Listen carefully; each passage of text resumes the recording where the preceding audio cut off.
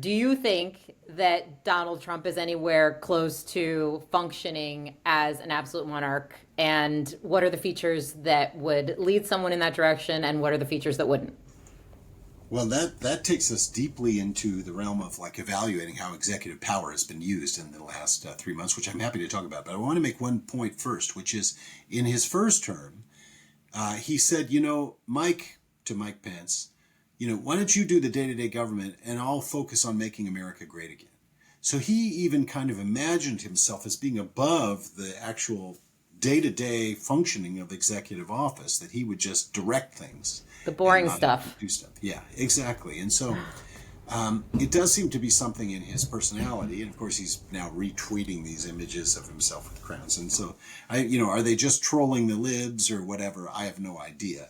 But true monarchs obviously try to integrate the nation and not divide it. So I don't know about that. Now, could you say the use of executive power so far is monarchical or authoritarian? That seems to be what you're saying. The pattern seems to be do something completely outrageous without thinking very much about it.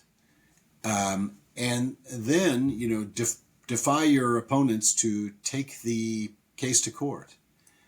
But what's critical is that in every case I've seen so far, the administration has in the end complied with court orders. It's begrudging, it's foot dragging, but that's not unusual for executive administration in this country. And of course, the things that they're doing are much more outrageous than, say, run-of-the-mill president would do. But at the end of the day, it is power that is subject to law. And that, I think, distinguishes it from what we'd call an absolute monarchy. Absolute monarchs are immune from their own courts and do whatever they want.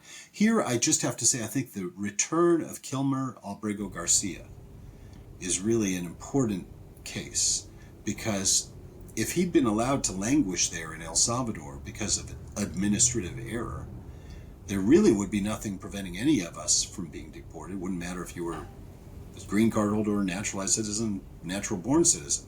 But Ginsburg was sent to El Salvador by administrative error. Nothing we could do about it.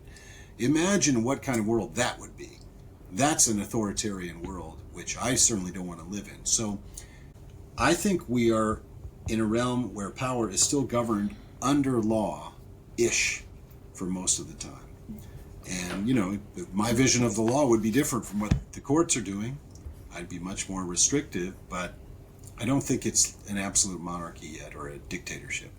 Yeah, I mean, I agree with your last point. I think the way that you framed that is a little bit comforting. I think I see it more as efforts to create friction that will then be escalated. You're the way that you're characterizing an absolute monarch is as if, the country is just their plaything. But the reality of absolute monarchs is they also have to politic, right? There's still public opinion to worry about. There's still revolution to worry about. There's still rich nobles trying to come and behead you. There's still like a world in which there are other people. And there were weak kings and queens, and there were strong kings and queens, even in moments where that form of governance was most accepted. So I do think that you could look at what Trump is doing as working his way towards having the kind of power that an absolute monarch might have. But let's remember that it's been 6 months. Yes, look, I'm not, saying that we're in for a walk in the park here. As you know, I'm very concerned about certain moves that have been made, the raising of the stakes of executive power so high that it's hard to imagine them turning it over to anyone else. Some of the attempts to change, federal election law and things like this. We have to be vigilant. Obviously, that's the nature of democracy. You have to be distrustful of government authority for the whole thing to work. And particularly when the administration's approach is like, let's break a whole bunch of stuff without thinking about it. I think, a lot of damage has been done to our institutions already. So I don't want to come off as like, oh, it's all okay. I'm just talking about from the point of view of what kind of government do we have right now? That's really the question. Yeah. I mean, that sort of leads me into maybe the broader issue that I was thinking about, and that is related very much to the Human Rights Project. Um,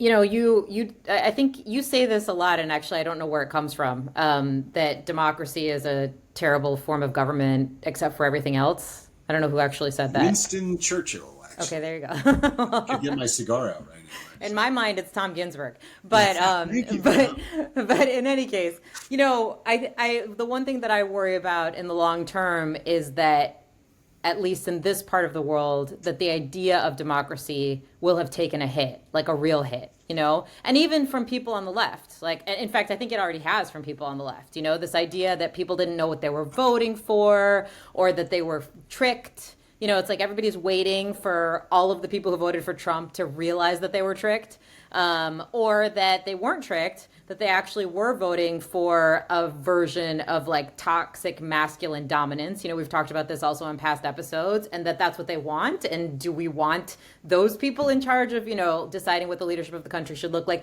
So I think that this idea that we are a community and that we elect our leaders, and that's the kind of government that we all trust in and that we think will lead to the best results in the long term, I think that idea is going to be tenuous, after whenever this experience ends.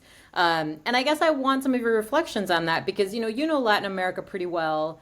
I grew up in Latin America, at least for part of my life, and I've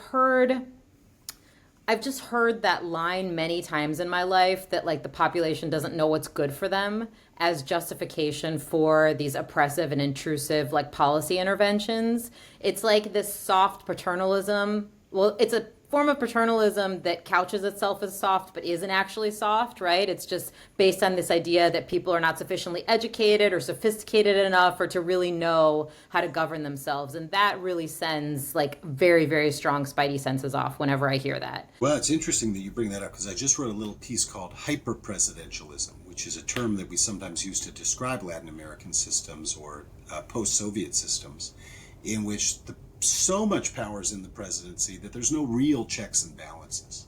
And I think that's kind of the system they are trying to construct here. And one of the problems with that is it makes it very difficult to give up power.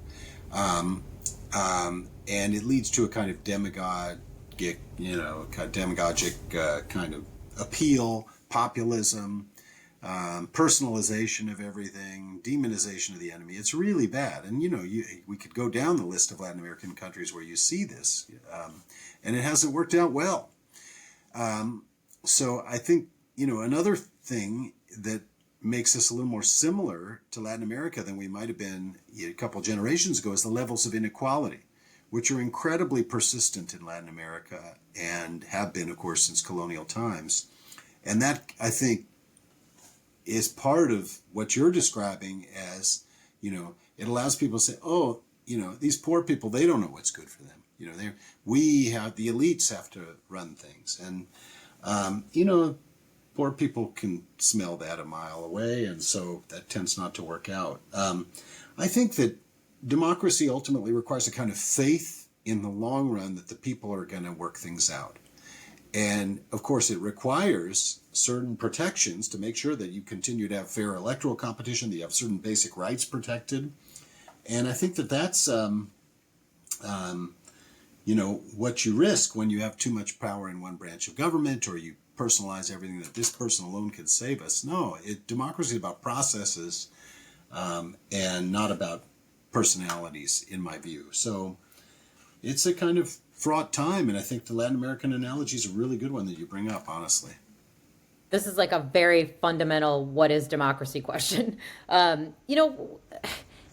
What is it that we actually want from our leaders that are representing us, right? Because I don't think everybody has the same answer. So do we want a member of Congress to be a mouthpiece for their constituency? Like there's some kind of like, there's a question and the constituency wants a thing and the member of Congress is just there to advocate for that perspective? Or do we want a member of Congress to have been elected to exercise judgment from their constituency, and so sometimes be able to make decisions that are in opposition to the constituency. Those are two very different forms of leadership, and they're different personalities to democracy. And I think they also lead to different bodies, because if we just want these representative individuals to be mouthpieces, well, first of all, we can probably do that with an algorithm. And second of all, that's really an argument for quotas, because then identity is everything. But if we're actually asking people to exercise their judgment, then we're somewhere else. But anyway, I don't know, this is basic, but what do you say to this? Wow, that's great. I mean, this is bringing up a whole branch of political theories of representation.